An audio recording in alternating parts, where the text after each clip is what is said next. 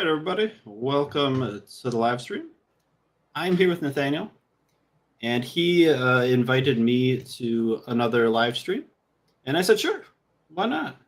So then we were trying to figure out what to talk about. I had this long list of ideas that he had asked me for in the past, and I kind of relooked at them, and I honestly I wasn't really feeling any particular one. And then I kind of revisited a thought I had the other day, and I was like, "Hey, what do you think about this? Can we do this?" He's like, "Yeah, we can do that." And that thought was wokeism in 1998 versus today. I thought that was a really interesting concept, and I know live chat. You're about to say in the live chat, wokeism wasn't a thing in 1998, and I know that. That's what I was And thinking, actually. that's what you were thinking. Yeah. But I'll get there. But without further ado, on my little monologue here, and I'll let Nathan introduce himself and say a few words if you'd like. Yeah. I mean, so I'm Nathaniel. I'm a Roman Catholic, an apologist, a bad one, and I'm trying to fix usury, as everyone should know. And so the last time we talked, me and Mr. Watkins, he did a lot of good listening. He did that wonderful witchcraft of compassion, you know, or compassion epistemology. And then I went away from it and realized that I didn't know anything about him because I just didn't listen to a word he said, basically. So here I am trying to make my religion look good by listening to what he wants to talk about.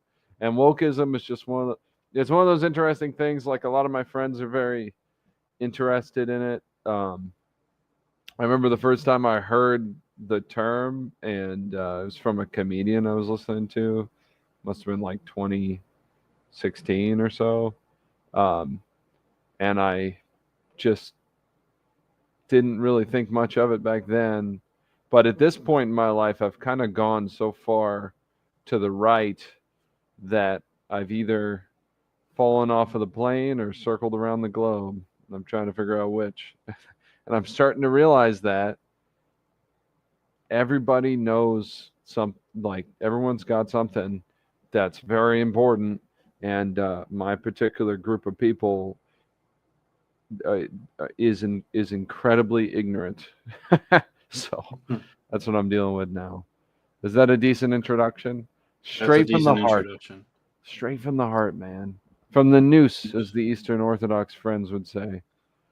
Wouldn't want it any other way. So to kind of explain my thoughts on here. So I was alive in 1998. I remember 1998. I was 3 years What? old. You're 3 years old. Okay, you probably don't remember it quite as well as I do. I was what, 7 years old. Oh, good. So I probably don't have a great memory, but I remember I do have a crawling memory. I have in a the memory kitchen of floor. the 90s. The late Yeah. 90s, early 2000s. And when I picked this year, it's a little bit random, right? Really, I'm just talking about the period of time between, like, I don't know, 96 and 2001, maybe, kind of that time frame. Okay. Yeah. So what like I'm drawing this comparison, right? So I'm looking at what's going on today. I'm looking at what went on during that time period, and I'm just kind of making comparisons. And what I'm thinking is, like, before I even talk about this stuff, I think wokeism, that term wasn't invented until, like, I don't know, 2015 or something, maybe Yeah, before. what would you call it? Like I always hear pundits talking about the radical left. Is that is that synonymous, or would you distinguish them? I think it's, yeah, sort of. I would call it similar. There's probably some overlap. I would say wokeism is an umbrella term for, I guess, left leaning activism.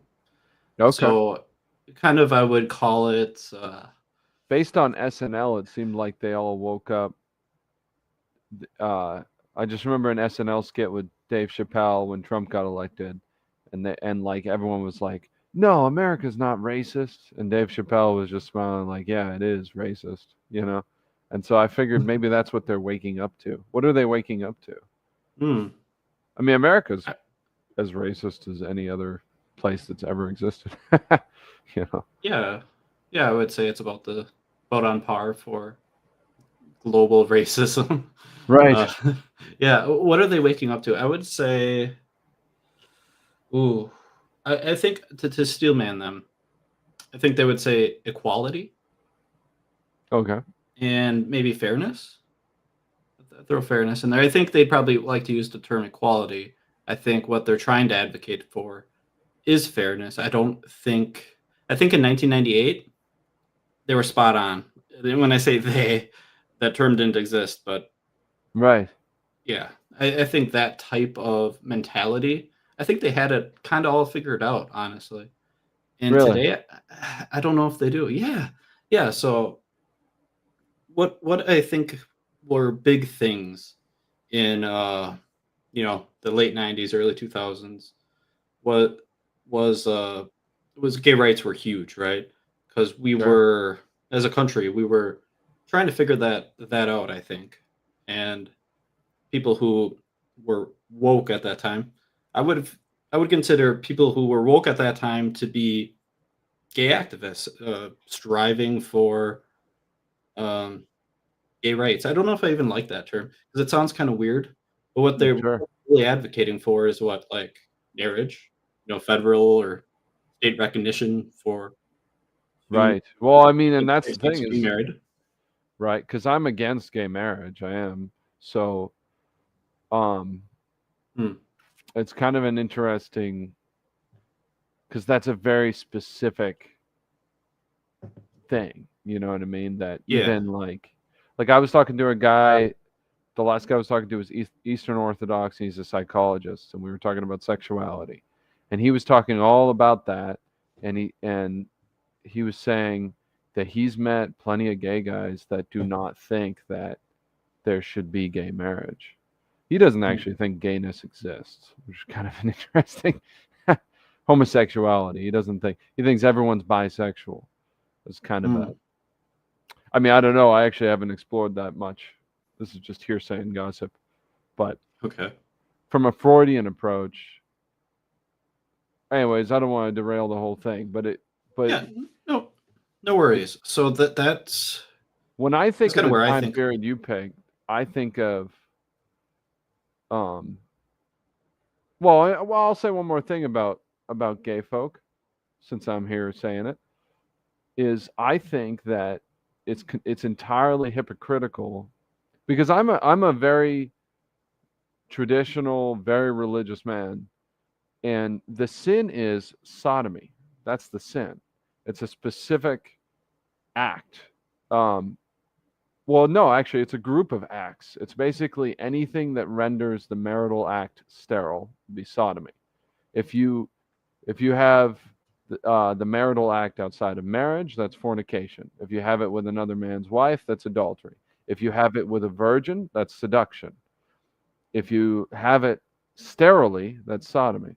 And so one of the things I think why gay people like me is because most sodomy is committed by heterosexuals. And so it's completely hypocritical the way, because I've got a lot of friends that struggle with same sex attraction and don't want to. You know what I mean? Like they don't want to have that. They want to have a wife or they want to be celibate. And so they're trying to combat this psychological thing.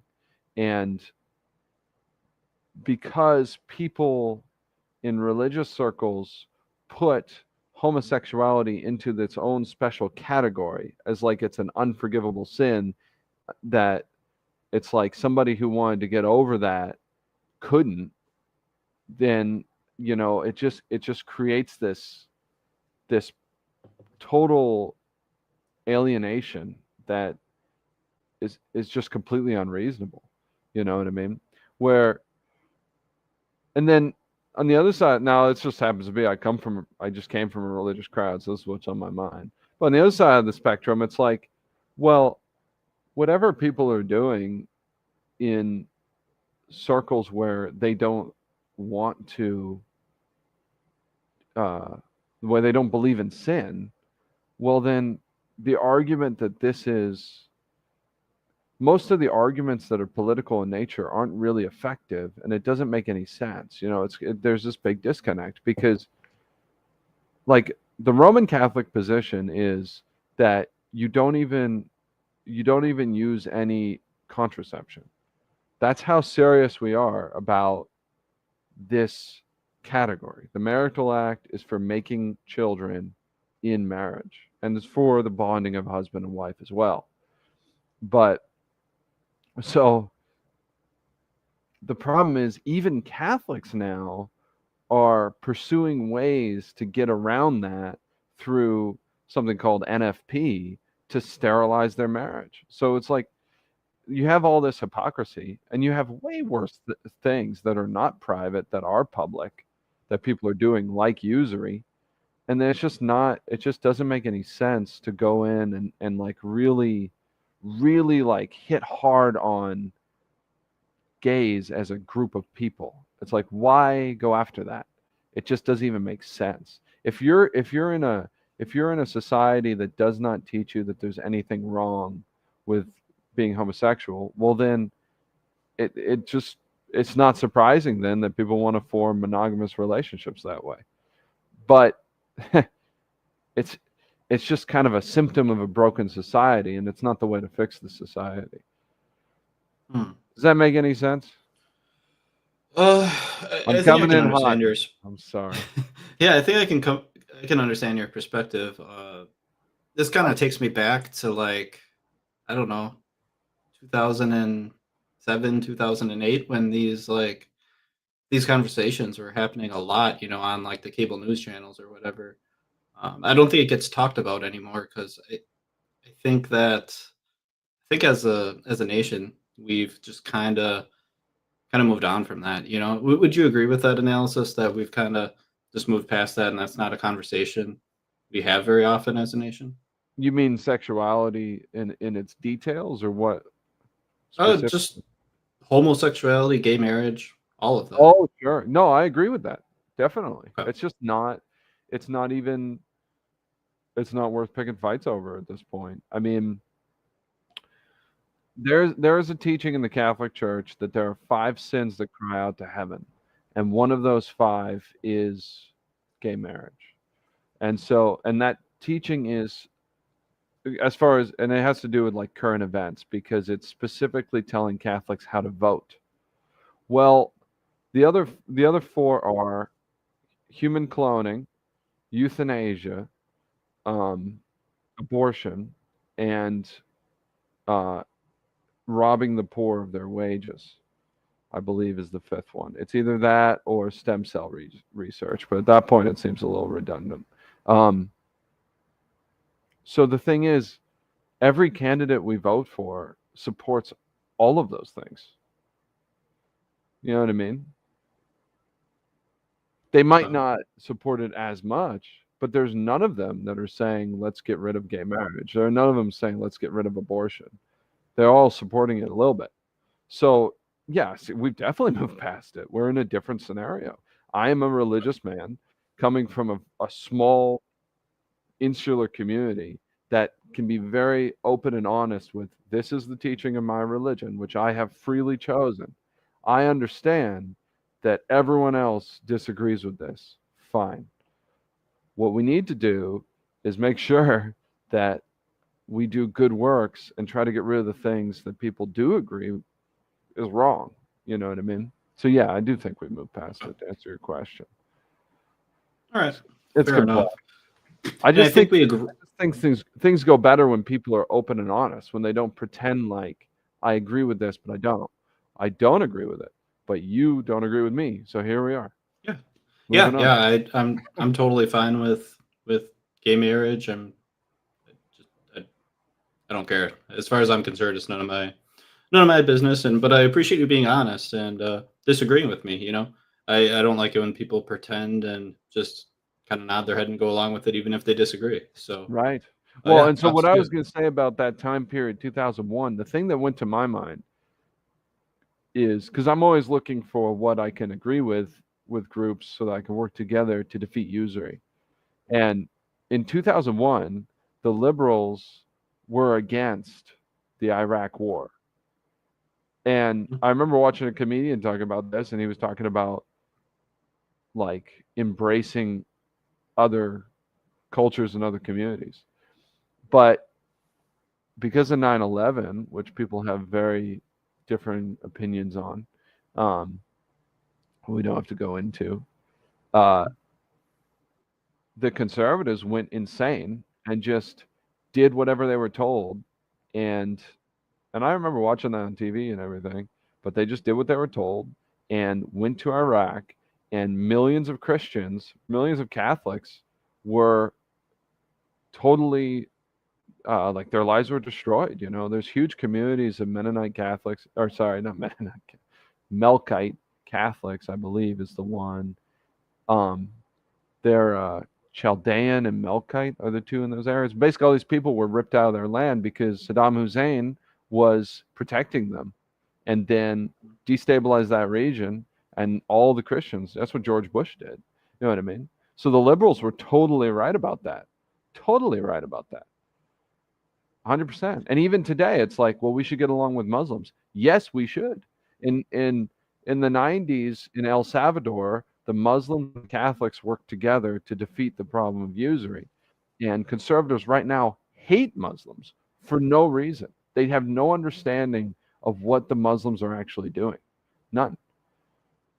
So, how do you And feel that about Islam? I Sorry, don't I'm trying to listen better. How do you I don't what do you think about what I have said? sure. So the reason why I chose this time frame was because of 9/11, because Nice. it was the justification for the war, and that's kind of a whole nother topic. But to your point, I think you're completely right. I think if you equate wokeism with anti-war efforts, which is kind of what I would do, I would say they're kind of in the same camp. I think they were mostly right about that. Yeah, they were awake to the fact that George Bush and I mean, let's be honest, you know, all these presidents don't do anything. They're just puppets. Getting mad at them is like getting mad at inanimate. They're just a mascot. That's all they are. That's all they were for a long time now, since at least Lincoln. Um, like literally, like if you read biographies up until the age of Lincoln, it's all presidential biographies as far as American. And then if you read beyond that, it's all biographies of corporate magnates like Rockefeller and all those, and Carnegie and all these guys. That's literally what historians started to focus on. They stopped caring about presidents. You've got like 13 presidents from Ohio. Nobody knows who they are. Um, Getting off track. What was I going to Yeah. say? Oh, they were awake to the fact that that George Bush and the American machine, the American elite or whoever, were just trying to expand the empire in order to have more power or whatever. I don't, you know, there's not really Yeah. much of a reward. I mean, this guy's motivated by money, that guy's motivated by illicit sex, and that's basically why they do the things they do. But somewhere, somebody actually knows that America has to keep expanding its empire so that they can keep paying its debts, so that they can keep building more weapons and blowing them up because the military industrial complex funds the economy to pay off the interest of the debts that were taken out 200 years ago. Somebody knows that, but I don't know who that is. All right. I'm Um, sorry I'm so intense. yeah, that's okay. That's okay. It's my I mean, fault. It's been a rough. I think I almost all agree with mostly everything he said. But I'll try to refocus here and get back to what I was saying before. So God bless I was you. comparing. Yeah, no worries. You're the I was kind of guy I comparing need. 98 to today. Right. I was talking about gay rights, which we determined that I'm in support of. You may disagree with me on that. And then where we're at today, I think it's a settled issue, like we were talking about, at least from a national Yeah, standpoint, from an and from an American. activist. It's a good example activism for standpoint. why conservatives are terrible for religious, because they never conserve anything. They're always losing, always, Hmm. forever. Even when they're in charge, they're compromising. They're making deals, So it's just not the way forward, my opinion. So yeah, it's definitely a settled thing, you know. And I think since that has become, maybe not the right word is since, but it has become something that's been settled. I think the people who were advocating for gay rights have, or at least that same maybe demographic, psychographic, has been advocating for transgender issues Right. from the same uh, perspective, point of view, I suppose you could say. Right. However, the what they're advocating for is vastly different. For example, so when we're talking about gay rights, we're usually talking about marriage, housing protection, job protection, right? Saying like you can't discriminate. That's what Sure, we're yeah. talking about. When Right. it comes to trans rights, I don't think that's usually a big part of the conversation. I I mean, never really get. I never really hear about like. I mean, obviously, marriage is a non-issue. When with regards to like housing and job protections, I'm not sure I hear about that too often. Maybe I could be wrong. Maybe that's a big part of it, but I don't hear about that too often. can I I disagree know you with were going to you? say something. Since I'm going to agree with you and disagree with you at the same time, but I'm going to Okay. presume, and if I look stupid, then it's, well, then you can point it out, and that'll be a point for your team. But it seemed okay. If I was going to guess where you're going with that, it's almost like the rights that we're protecting, not me, it's other people, are protecting for trans people, is their ability to appear in public and make a scene. Almost like it's almost like your freedom to market your lifestyle to everyone else instead of keeping it to yourself. That's almost the rights we're trying to protect. Yes or no? There's a Hmm, second part of this. This I is don't where think I'm so. agreeing with you. I would disagree with you there. Okay. Well, okay. Well, let me at least finish the whole thing. So But yep. it, okay, because it's not job, it's not marriage, it's not whatever other thing it might be. So it's like it comes down to like freedom of speech, I guess, that you can go to. Everyone's big into sports. I think sports are abominable. I don't know why people like them. I think they're stupid. That having been said, God bless everyone who loves sports, because I know they're generally just hardworking people, and I like a lot of stupid things too. But people get worked up about women and men in their opposing sports because of trans stuff. And well, sports is media. It's an entertainment thing. So I think it's about the fact that they can go out and push the culture in this way publicly in media, that it's not censored. It's not There's not this cultural suppression of perversion.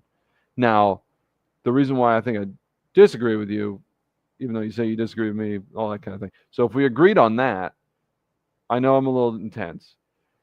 What I would disagree is I do think that a big part of gay rights, I actually would say that it was more about the same thing. It was more about being able to publicly be perverse, to publicly Hmm. promote a perverse lifestyle. That's what I think.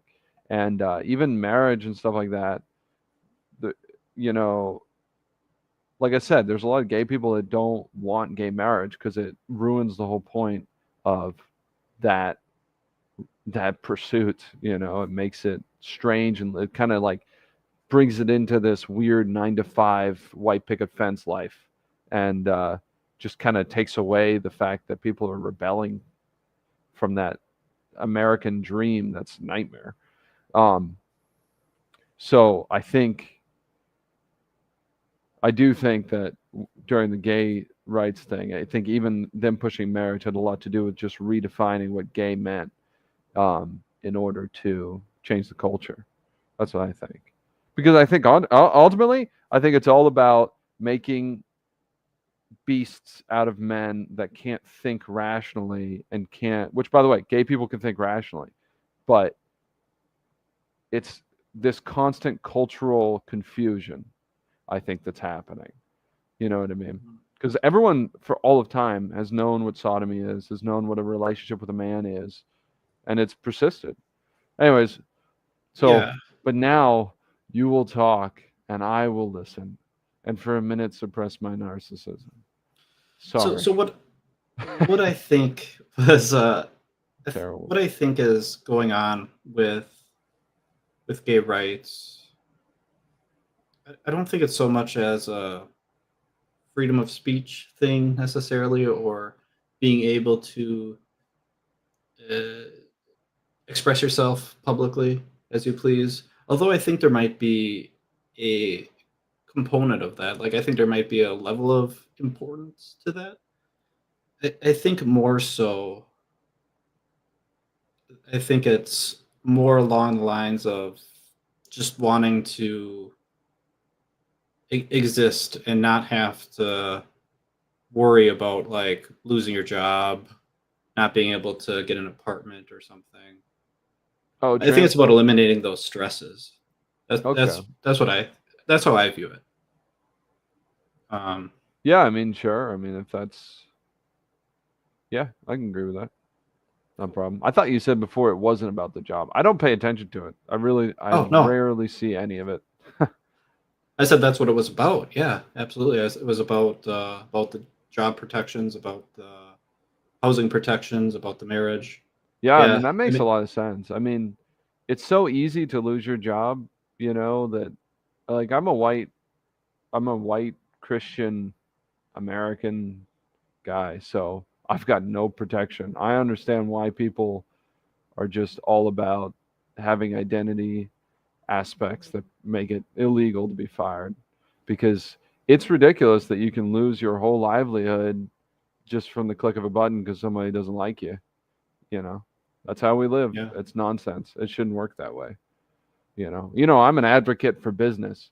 With business, you have a reputation, you build your reputation, and then that's what makes you money. That's how business works. With employment, you have to play politics, you have to do all this stuff, and one person can have a problem with you. And I've lost jobs because there was a woman one time cut me off in traffic and then called my boss. Yeah, I just had my first child. I just told my boss we're going to have our second child. He fires me that week, I think. I had a bunch of sales coming in. It was a really good month. I was able to not stress out about a job too much. But literally, a woman cut me off in traffic, tried to run me off the road. I got angry about it. She got what she wanted, went on, and because we even had that conflict, she called my boss and he fired me for, he's like, I can't have you running people off the road. Well, you want to hear my side of the story? Employment's ridiculous. So yeah, I don't think trans folks should be fired. I mean, I just think yeah, me either. I probably would, you know, like religious institutions and whatnot, a Catholic school, stuff like that. Obviously, they already have exemptions where Yeah, you cannot promote things against the religion. Now they do. That's the thing about Catholic schools are so corrupt right now, but they have an exemption in American law, and they should, and they always had. That's part of freedom of religion.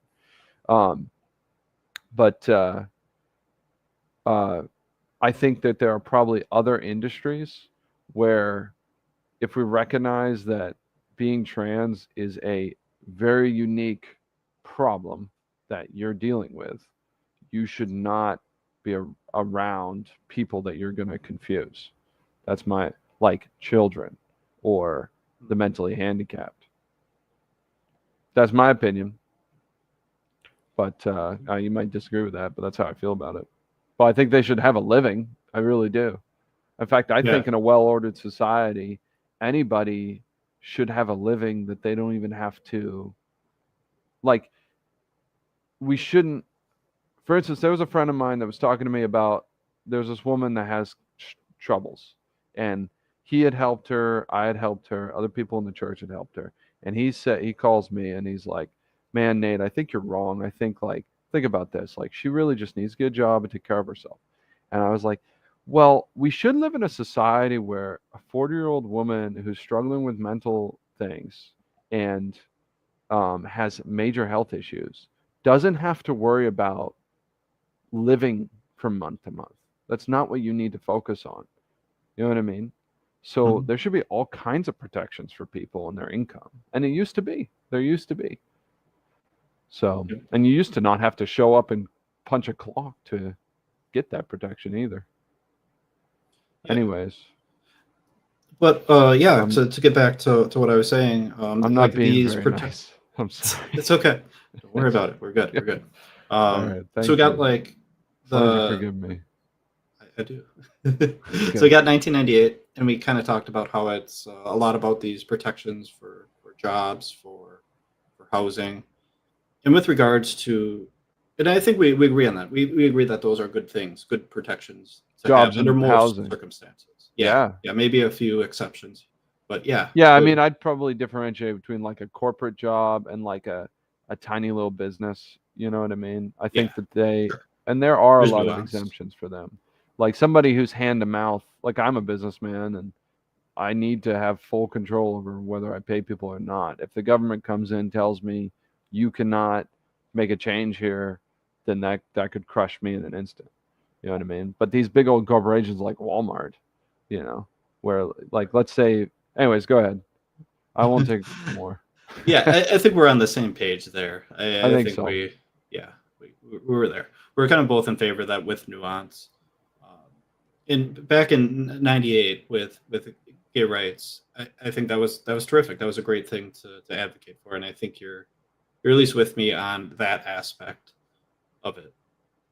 And I think if with regards to the current trans activist movement, which I would put under the umbrella of wokeism, I think if they were if they're advocating for that, and they probably are. I mean, to a certain extent, that's not a lot of what I've heard, but with regards to that, like I'm totally behind them. Like, yeah, I think that those are protections that basically everybody should have. I don't think you should get fired just because of there's something about you.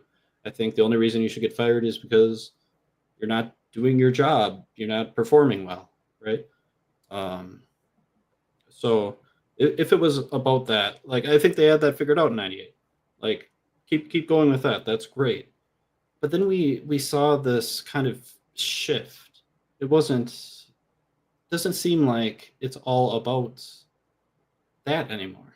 Seems like it's about other things at this point. You know, Like um, children, if- like that kind of children. stuff. Yes, they do bring up healthcare and like protect the trans kids, but Right. that's and a lot of people like to equate the trans movement to the gay rights movement, Right. and it's just like that's not the same thing. And I don't know that equation Well, I mean they I really mean they bothers me. Yeah. I mean they I don't think I think at the time of the gay rights movement they were not. So here's the thing, from my perspective and from my understanding of history, the way American politics works is, and this is why I don't like conservatives, because they're manipulated in the exact same way. So it's people, you know what I mean? Like that's what's hard to remember. It's not forces of nature. It's not this like abstract thing. It's people that make decisions and they all interact with each other. So you've got some people that are you've got the bulk of people who are just well-meaning people and are doing everything and like yourself who just they understand what's good in this movement. I think you're probably confused about things. I'm probably confused about things. But generally a man, any person is attracted to what is good. So you can that's why we can make charitable assumptions because everybody their will is aligned and exists to go for the good. So if they're doing something, they're doing it because of the good they see in it. If there's nobody who's you have to be really it takes a long time to just pursue malicious things on purpose. Um, it's a unique type of person, and they can change at any minute. So, but you do have those people. You do have those people, and those people and the liberal crowd tends to be younger and stuff like that too, and that's another dynamic because ever since Rockefeller gave us the U.S. Board of Education, it's been a tool for making people think a certain way. And basically, you have a very thin layer of people who are able to um, manipulate these other groups for their purposes. And that group of people is usually so psychopathic and so insane that they they they want to do things that they know nobody would advocate for. Nobody, I mean, they really want us to be okay with pedophilia, and they are afraid to even put that out there. You know what I mean? So they're always, because it's like that's the one thing I think any American town, people go missing.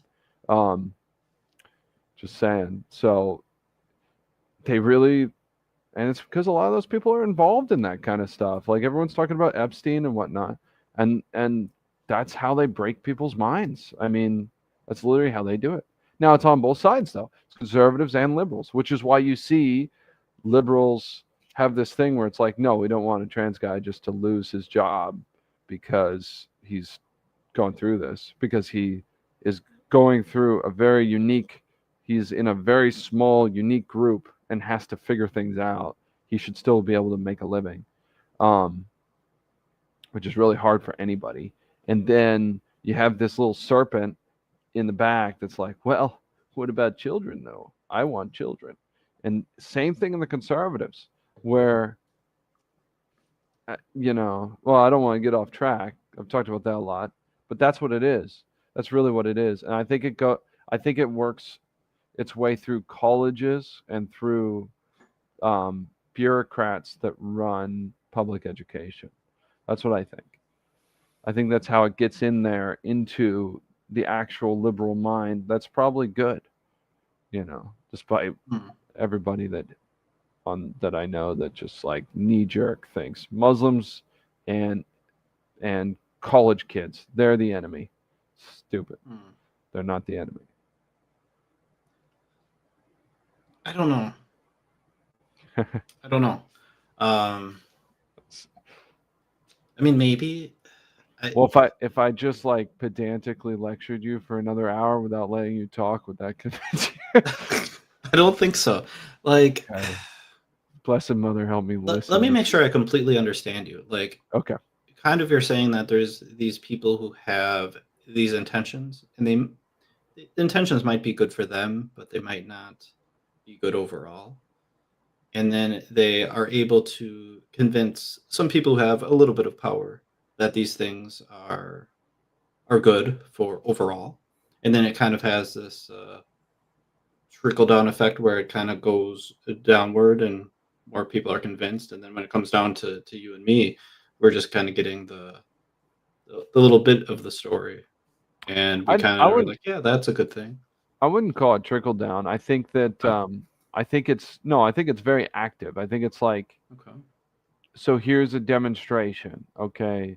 Well, you're going to get in touch with people who organize groups in that demonstration, or like, okay, you're going to make an appearance on the news, or you're going to be in a movie or documentary or something. Well, there's always people that are like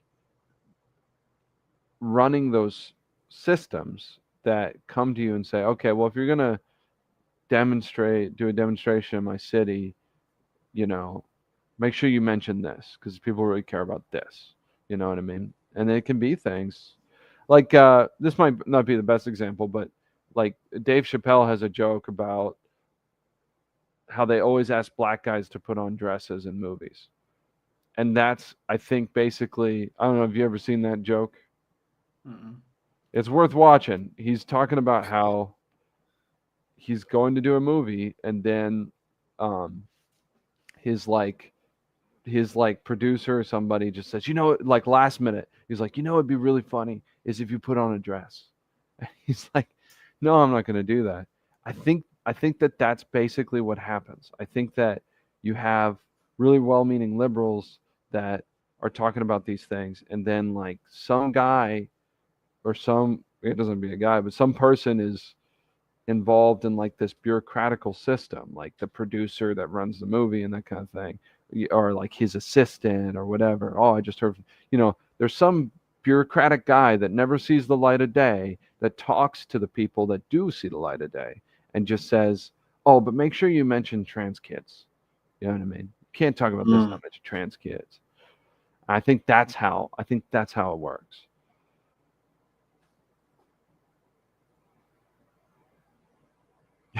I'll give you a plausible. Okay. Yeah, that might be a way. Yeah, that might be kind of how things go from very, what's the right word, like niche to like more mainstream. Yeah. I think it's also how they sow discontent too. I think that you guys don't like the word they, but it's an unknown group of people, honestly. I think that by lumping together, for instance, the fact that Catholics teach sodomy with sodomy is bad, with the idea of gay marriage and the conservative idea of that, which is different. It's subtly different. That's how then they make enmity between one group of people and the other group of people, is they get as legitimate disagreements, but they get that to be the focus, instead of the fact that we all work jobs and none of us come home and make as much money as we should. Why is that? Maybe if we had more spare time. Anyways, go ahead. All right, I want to bring up one other thing, if you don't mind. Is that everything that I think we had on that Incredibly particular? Patient. Go ahead.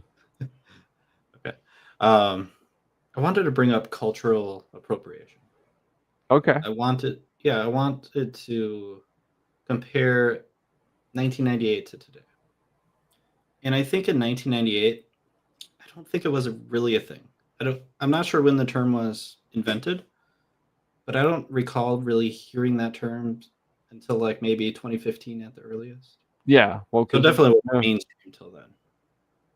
And there's a few different ways that I think of cultural appreciation. I've been talking to a few people the last few days. Is it appropriation or appreciation? Appropriation. Did I say appreciation? No, I don't think so. Okay. But I just wanted to be sure because it was hard to hear. Yes, appropriation. Okay. And some examples of this. Maybe I should define it a little bit first. So, culture meaning the habits, looks, things people do, activities, way of life. And appropriation means adopting. Yeah, they have a word. They have a word that's probably not appropriate, but it starts with a W. I don't know if I can say it, but it's about white guys that listen to rap music. That's what you're talking about. That could be an example. Yeah. Okay. Yeah, that would be an example. Absolutely. Because I don't like those guys. Okay. Why is that? Well, okay, so you listen to rap, that's fine. I'm just talking like I grew up in a mostly, one of the places I grew up was a mostly black neighborhood, and everybody hated the white guys that acted black. Everybody hated them. I got along great because I acted white. It was a great way to live. Everyone liked me. They asked me for help with their homework. It was awesome. Is that cultural appropriation? I don't know. I'm going to give my examples. Okay, you give me your example. My examples were like a team name. So we're thinking like, what is it, the Washington Redskins? Oh, yeah. So that might be an example. They changed their name to what, the Commanders now. Otherwise, like the Kansas City Chiefs, Chicago Blackhawks. So that's kind of the team name examples. And then the other example is like, let's say white people decide to open up a Chinese restaurant. That could be well, an example. Well, it's funny. I go to Chinese restaurants and all the food's cooked by Mexicans. Oh, That's been my experience. cultural appropriation, Well, I apparently. mean, it's a China. I mean, they own it. It's usually Chinese folk that own it, so I let it Oh, go. okay. Yeah, I think it's mostly about the ownership, I would think. I know what you're talking about, though. Yeah, because yeah, I mean, you don't eat as good food. I mean, because it's just a marketing venture.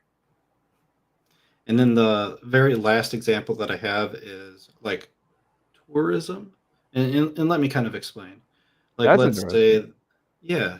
So let's say somewhere in Spain, let's say, there's a small community, kind of isolated, and they have a special way to hunt or something.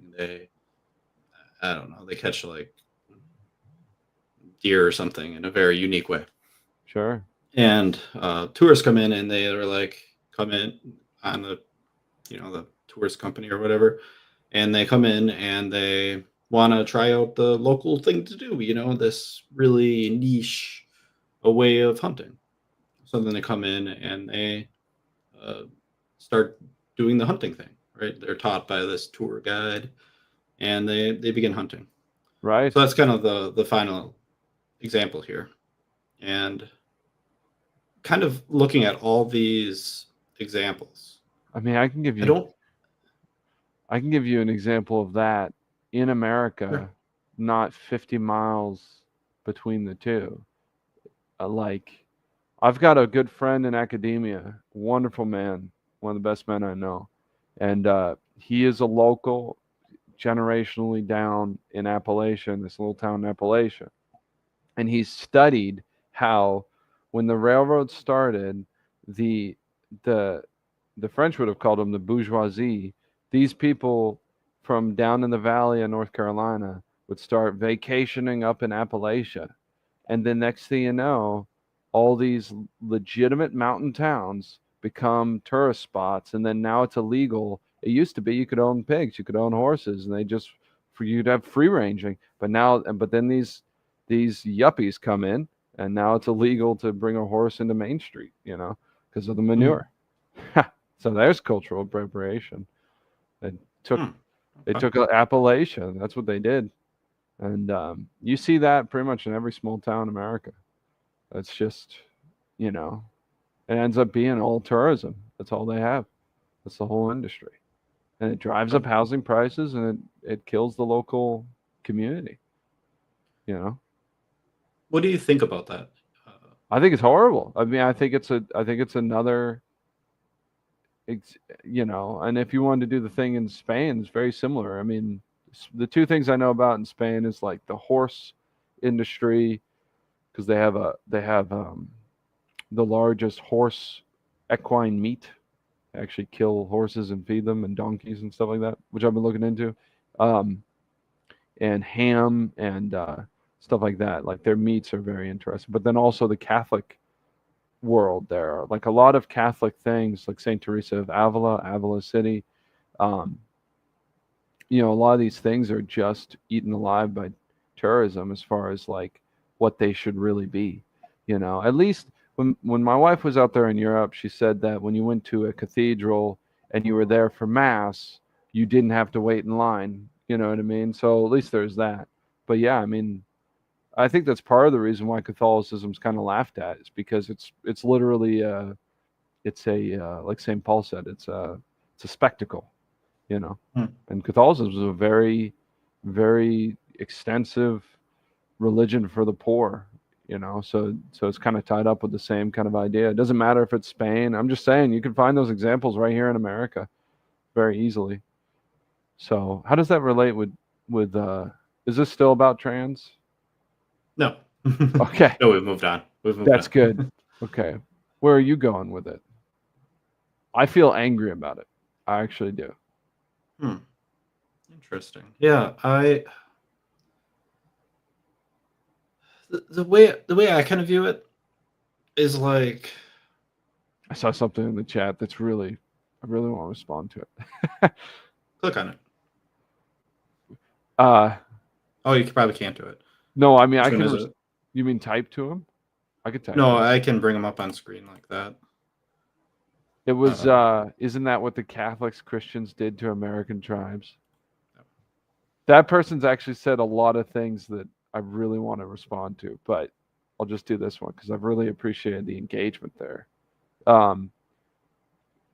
So the fact that you joined together Catholic and Christian is very interesting, and I think it shows an ignorance of history. So there's a very distinct. Now, of course, there are problems, and I'm actually ignorant of Spanish history in America after after as the Aztecs were conquered, but before that, I understand it, and there's nothing wrong with it.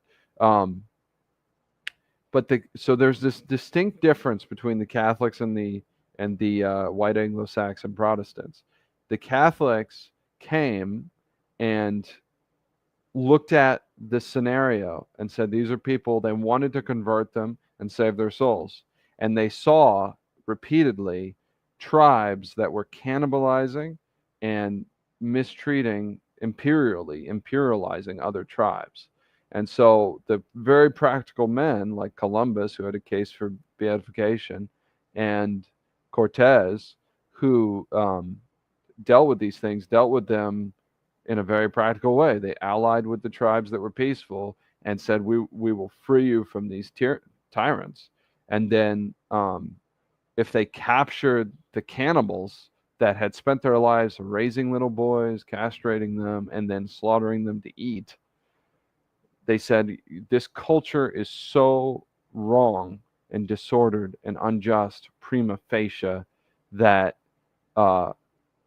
they need to get out of this environment if they have any chance to save their soul. And so then they enslaved them and sent them back to Spain. That happened. Now, of course, people took advantage of that.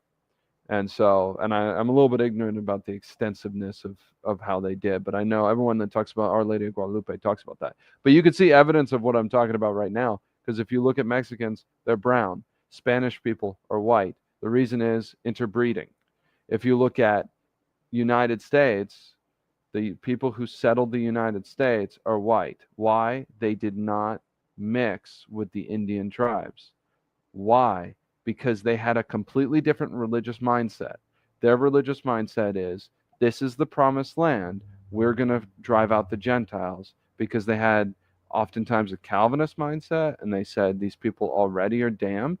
And so then they drove them into little corners and starved them out, and now they're destroyed. And that's what Manifest Destiny was about. That was, God has given us this land. We deserve it. And I mean, that's what happened. It's a marked difference between the two religions. Now, of course, Christian is a wide bag, very wide bag, but that's a quick. So yes, that is what Christians did, for a fact, and I'm sure Catholics did it too. I'm sure they did, because I mean, if you saw what they saw, you'd have to be a bit of a saint to like still want to save these people.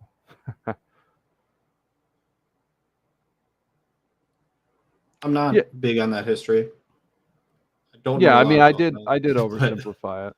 You're right. I oversimplified it. That's fine. I'm sure. Yeah, I mean, I'm Nez Perce, so yeah.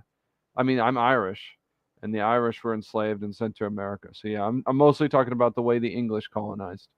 That's what I'm talking about. All right, God bless you, Mr. Watkins. You're such a get back to the tourists here. Right. The tourists. What you're just trying to up the entertainment value. If they Mr. Watkins is so compassionate that he can just be friends with a religious extremist fanatic. Wow. I mean, I guess that might not go well for you. I don't know. You're a fanatic? I mean, I guess technically, maybe that applies. I am a fan of right. Jesus Christ. I cannot be crazier. I guess you're a fanatic, yeah. I guess that word fits. I don't know. I guess I was thinking of a different word, but yeah, I think you're all right. Thank you. God bless you. That's nice. So, because you come in and you don't know if you're like really going to be hated by everybody. So I was framing this in a little bit different way. So with Okay. regards to these tourists, I guess it is like I don't know. I guess there's just a lot of nuance. Like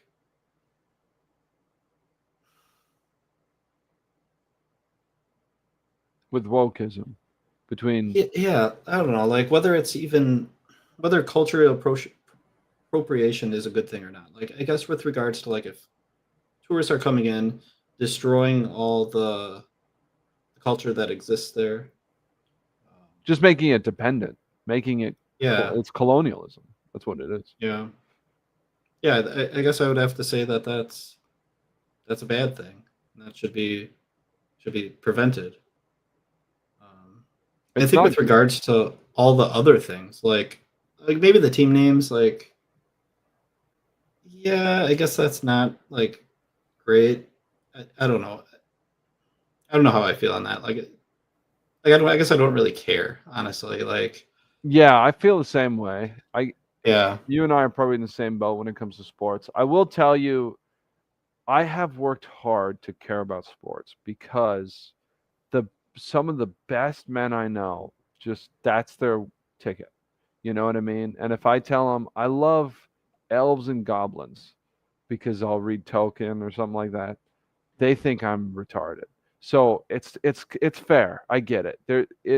In football you can see a metaphor for war. There's strategy. Baseball is a thinking man's sport. I get it. It doesn't mean I jive with it though. But the interesting thing I find about professional sports is if you look into the origin of them, is they started. Uh, I know I'm a one trick pony, but they started because of usury. So it's because when everyone was working for corporations in like the 1900s, they wanted you to be devoted to the corporation and to the factory and all that kind of stuff because otherwise you might. Rockefeller talks about this. He says Americans are too independent. We're not going to have enough employees. We've concentrated enough wealth into just so few people's hands, and everyone works for these few people because of usury. That because that's what concentrates wealth. Um, that we need to teach them how to not think for themselves. And so then you have the U.S. Board of Education. Well, corporation or sports teams were also that. It was about being like you wear the logo, you're on this team, we all work together to win this game. And it's about that corporate spirit so that you can believe in making one little thing on an assembly line for the rest of your life away from your children. you know you know what I mean? That's why they did yeah, it. I that's agree. why that's why sports exist. That's Hmm. literally what it's about. Now if we all play sports, I mean, that's different. That's like the capitalism of it. You know what I mean? Everyone played sports. I mean, that's just what people did. They just played games, I mean, with balls and sticks. I'm But wondering, this does that fanaticism comes from that corporate psychology that was being done by marketing professionals and still today. make sense? Do, was there a connection between that and the team names and whether the team names should be changed? So I think it probably I think it's probably an American tradition. So like for instance, when there were white slaves and there were black slaves, there was a huge endeavor to make sure they hated each other so that they had something that wasn't the slave master. You know what I mean? Which is where the term redneck comes from, by the way. It was a derogatory term that black slaves gave to Irish slaves because they burned in the sun. That's where the term redneck comes from. So, and then when you had white flight from the suburbs, you had these ethnic neighborhoods of, a lot of it has to do with anti Catholic bigotry because a lot of those ethnic neighborhoods in the major cities were Catholic. And um, there's a great line somebody says where he says, when you're when you're in this suburb of Chicago, Little Ireland, you're Irish. You're Little Polish, you're Polish. When you go to the suburbs, now you're white. You know what I mean? That's your new identity. And so I think there's always been this capitalizing on racial tension. And so I think that's part of what leads to those team names, because it's like these are these barbaric, warriors that we're making ourselves like, you know what I mean? And so, because that's how people think. I mean, that's why you get the names like Blackhawks and Apache and whatnot, because it's like, or Redskins, because it's like when those names came about, it was, these are in people's minds like these are savage warriors, that Yeah. win battles. it's not. It's not. It is. It is painting Native Americans as savages. Literally, what it's about. With that being said, what do we do going forward? Um, about that particular issue, Yeah, not about usury in general that caused all these problems, right? But just about cultural appropriation. yeah. Um, Like we're already here. Where do we go now? right. Well, I mean, honestly, to be honest with you, I think that if I'm looking at the modern stage, I think people care about sports less and less. I think that the world is more electronic, and the younger generation from my age is so into video games and stuff like that because of the storylines and things like that, that I think sports are losing their appeal. And I think that because you can have these complex video games, these complex storylines, all these things. And then if people want to go out and do physical activity as a form of recreation, they actually go and do traditional like gardening and stuff like that, because they're so divorced from the physical world now that sports is not, they actually need to do something that they build something and they see it exist afterwards, like building a little chicken coop or something like that. That's the trend I see in the culture. So I actually think that all of the controversies around sports is a marketing ploy to get people to care about sports again. I think the ticket is to just not care at all about sports on purpose. I don't care about it. Don't type. You just let them do whatever they want to do. Whenever I hear about women and men's sports, I'm like, and I'm the kind of guy that I think, I'm a chauvinist. I think we should protect our women. I don't want I don't want my girls exposed to the world. I want to keep it safe. I don't even want my sons exposed to the world, but I am very protective. I actually do think women are more vulnerable. And so and so my response is, don't let them go to these public events where they are scantily dressed and jumping around in front of a TV audience. That's not what you should wish for your daughter. That's my opinion with my group of people that are sometimes so illogical, it blows my mind. Because they say on one hand, well, we have to protect our daughters from this scandal and this perversion. And then on the other hand, they say, but at 18, just throw them off. Just get rid of them. They can take care of themselves. They'll be fine. Throw them into a college with all these frat boys. They'll figure it out. It's like, dude, how are you even gonna exist as a as a population? You're gonna be bred out. you know you, you don't take care of your own daughter. You're not going to take care of her because she turned 18. Who told you to do that? The government? That's ridiculous. Anyways, so we don't care about sports. That's my solution. That Don't was watch one it. heck. Give up on it. That was one heck of a tangent, and I could ask you like 100 questions. But we're gonna move on to restaurants. We're Okay. just gonna move on to restaurants. So I'm that's the keeping last you up thing, and I late. think this can be the last thing we talk about here.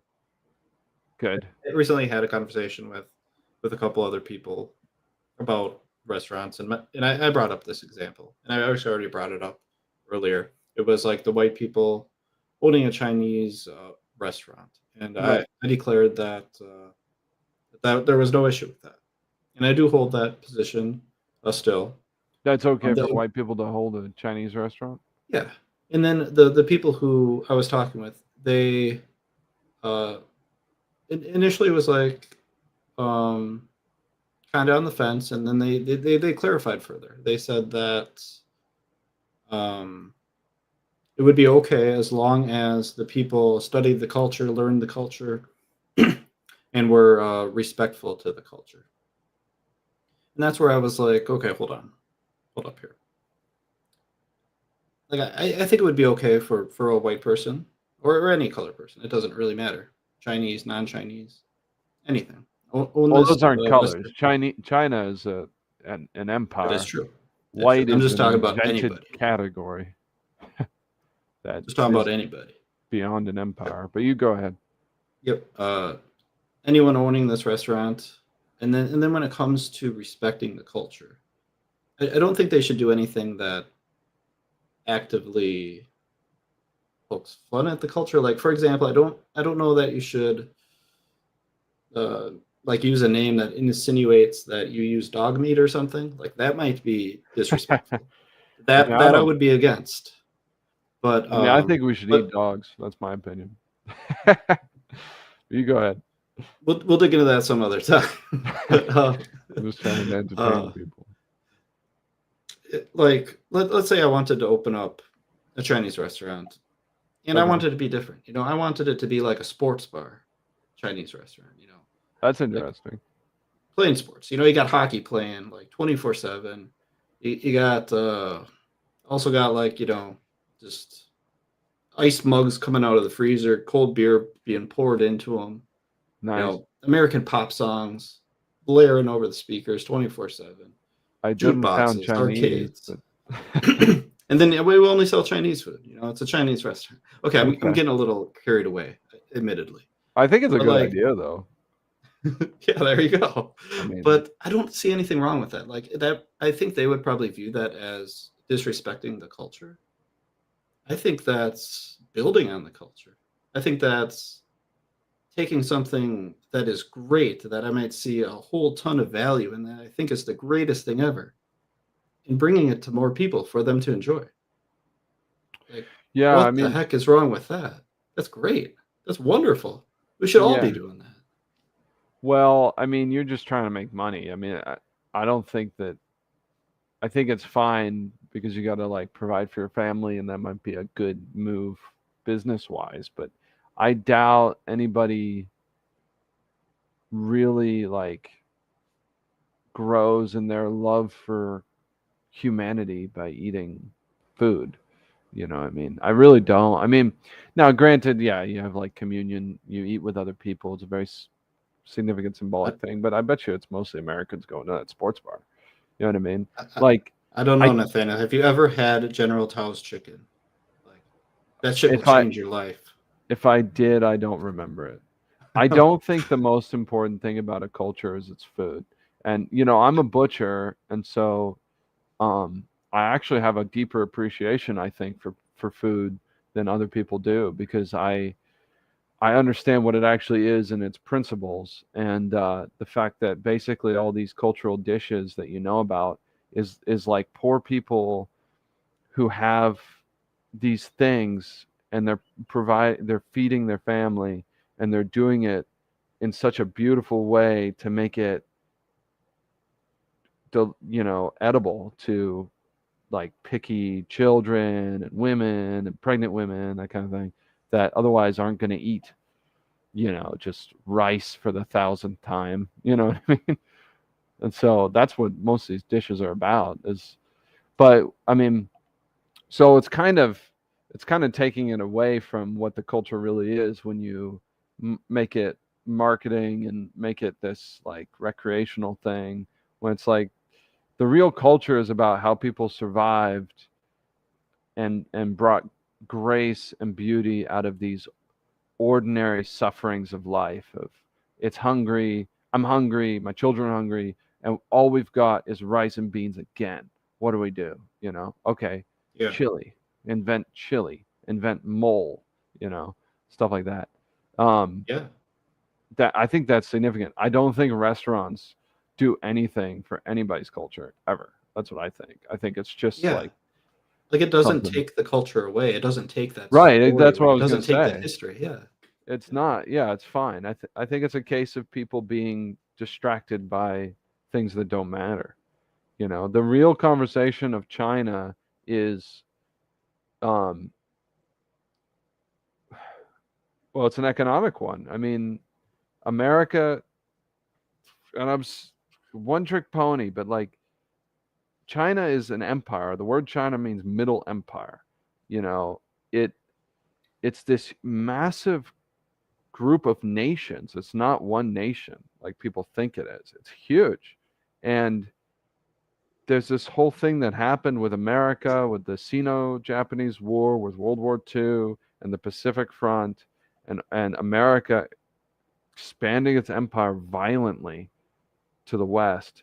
China was being imperialized by the Japanese, and so America kind of replaced that.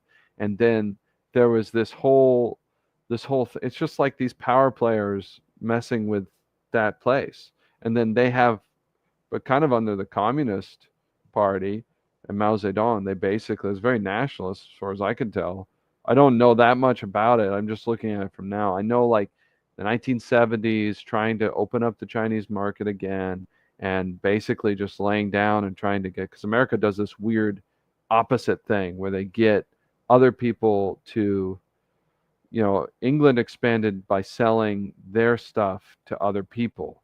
And America did that in Europe, but America now tries to get other people to sell their stuff to America. And so China's like, because America has this huge population, all this land, and people that have all this wealth, and it's consumer based. And so China's like, well, we could take advantage of that now.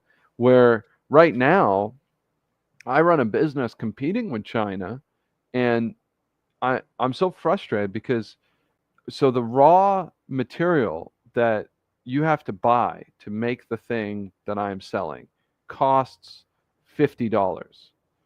And it takes, and you can get maybe, I don't know, probably 4 to 5, well, probably less, probably 3 of what I make out of that raw material. And everyone buys it from China for $20. I have to sell it for $100 because Americans are making it and trying to earn a living wage, and it's very skilled labor. Well, even if it wasn't that, even it cannot be industrialized, but even if you could, well, they just make it out of polyester. But if they use the real thing, how in the world can it be that cheap? It can't be unless you use financial manipulation because of inflation and whatnot. Because how does it make any sense? How is it more efficient to ship this raw product all the way from where it's grown, all the way across the world to China, manufacture it, then ship it back to America and sell it? That can't make any more sense than somebody down the street making it. It can't be, but it is because of the way money works and because of tricks. And China's just taking advantage of the tricks, you know. And so that's really like there's a cultural battle going on between China and America, and that's really what matters. America has its own culture, and we don't even understand what they just send to us garbage because that's what we've incentivized. We don't even understand what they are. Like I think it's like Xi Jinping or whatever, the president that everyone talks about, China. You know what I'm talking about? The leader of China. But he put together a plan for China to economically conquer America a long time ago. And he said his goal was for every Chinese family to have an American houseboy. That was his goal, you know. So it's and we don't know what Chinese culture is like. I mean, Chinese culture is not interventionist. It's not like it doesn't have this natural imperialism. They don't think other people can be Chinese. They think they are Chinese and other people are not. You know, that's how their empire works. America is always trying to make everyone American. You know. Does that answer your question about your sports bar? I think it's a great idea, man. I'm ready to invest.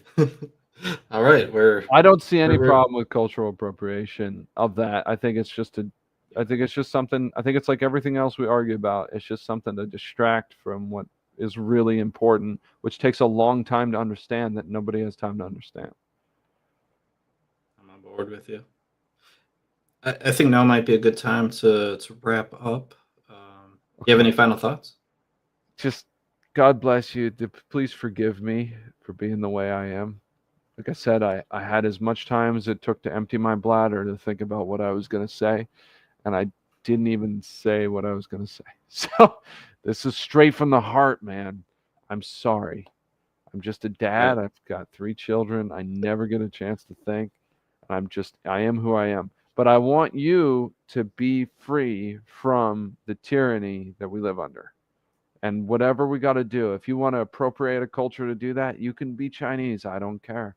If you want to be a woman, the main thing is I think everybody will be a lot less crazy and stressed out if we can just live without having like these bills breathing down our neck every month. That's not how the world, nature, it's not how it works. That's because there's people who are paying interest on loans. That's why that's happening. Anyways, God bless you. All right. Do you have any last thoughts? This is your stream. I'm glad we were talking about what you think. I don't know. I would consider myself 90s woke. That's what I would consider myself. That's good. I like the 90s. Nowadays, I had 3 older brothers. I identify with the 90s. I like the dark. I like Teen Titans with dark, like dark ambiance and serious. I like the Matrix. I like that. You know what I'm talking about, where it has this dark ambiance where it's like there's something not right here. And then once you get into the 2000s, everything's like bright and absurd. And I don't like it. Teen Titans Go. You know what I'm talking about? Vaguely. Vaguely, I do. Anyways, I was at somebody's house and they were watching that, and I was like, what in the world? I remember Teen Titans. What is this? This is so weird. It's so bright and happy. That's not what children's television is. It's sad. Anyways. All right. Well, I am going to be, I was streaming this to a Discord server. I can't give anybody in the audience an invitation because invitations don't work. People can find me on taurusnecros.substack.com. And they can find, where can they find you? Find me at Pierce Watkins SE. Otherwise, I will be in that Discord I was talking about. If you know, you know. Just if you know, you know. That's all I can say. But that's where I'll be. Should I go there, or do you think I should keep my distance for a little bit? Because I was so rude to you. You're rude to me? Just derailing, just taking over the whole stream. No. You're good. You're good. But I am going to end the stream here. Okay. Goodbye. Thank you, Nathan, Nathaniel. And I'll be on Discord. Peace. Goodbye. Why is it not ending?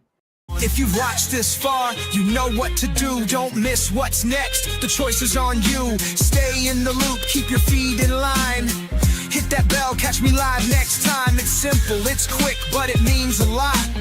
Stay connected, see the moves I've got. No promises, no fluff, just what's real. Subscribe and the update seal the deal.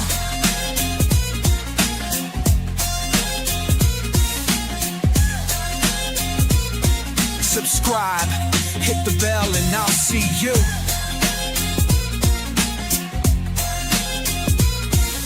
The stream's done now, but the content won't stop. So stay in the loop till I'm back at the top.